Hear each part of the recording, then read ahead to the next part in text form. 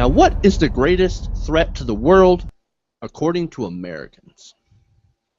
Is it climate change, ISIS, Ebola, radical Islam? Well, if you watch cable news, you might think it's probably one of those few options, but you would be wrong. Let me explain. Now, Pia recently asked that question to participants from 40 different countries.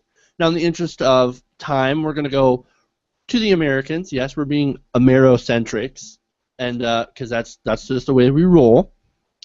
Now, according to Americans, economic inequality was ranked the greatest threat to the world. Now, that's something you don't see on CNN. So let me break this down by the numbers. Now, according to this survey, 27% of all Americans surveyed see inequality, economic inequality, as the greatest threat in the world, followed closely by religious and ethnic hatred.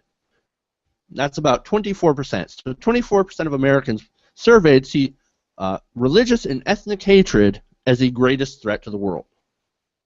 What about what's next? Well, what's next on the list is nuclear weapons at about 23%. Nuclear weapons. Okay, so people are still afraid of the nukes. What about the environment? Where does that rank? Well, according to the survey, 15% see pollution in the environment as the greatest threat. And what about Ebola and AIDS and other infectious diseases? Well, that ranks at about 7%. Sorry, cable news. Ebola just isn't that important. It just doesn't score very high. Conversely, and here's a fun fact, Africans rank that as the #1 biggest threat to the world. Interesting. Now, in Latin America, the highest ranked threat to the world is climate change at 25%, and that's not even at #1 in Latin America. So climate change, that's about the highest anyone has climate change ranked. Now, guys, what do you think about this? Lucy, Tom, please chime in. I kind of feel like this poll is just telling me something that should be common sense. People see an issue that directly affects them as being the greatest threat to them because it already directly threats them. You know what I mean? So I feel like this poll is just a little bit of common sense. I mean, it's like, this is ridiculous. This is all fear-based, and it goes back to common sense. It goes back to the media scaring the crap out of people. So they rate the things highest that scares us, and the things that can actually terminate life and be real issues, not so much, not that big a deal. But the things that get us into hysterics is typically the things that people freak out about the easiest, and it's sad face. So it's ridiculous to me how easily people can be manipulated these days. I think you're kind of missing the point, though. Income inequality affects Americans at an astronomical amount, just like climate change affects Asian countries at an astonishing amount.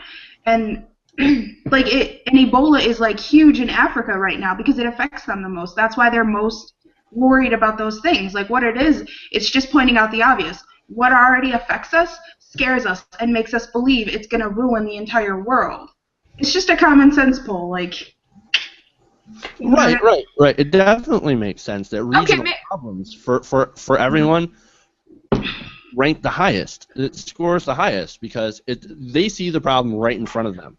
Africa, once again, a lot of African countries going through this Ebola scare, so they are, and of course AIDS as well.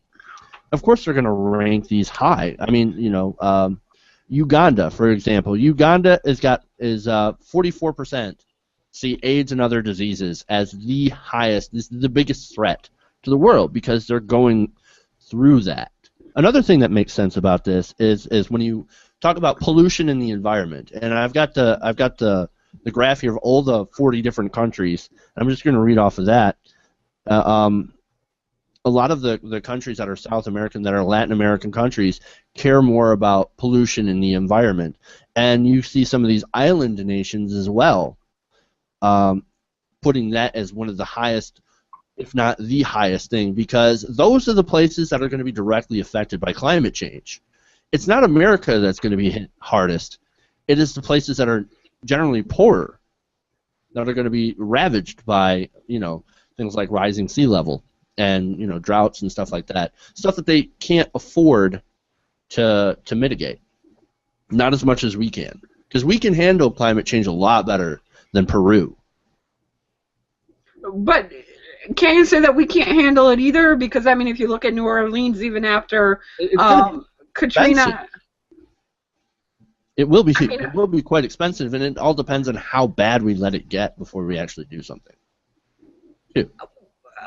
Lucy, go on this, because I think it's frustrating me a little bit, and that's why I'm probably getting...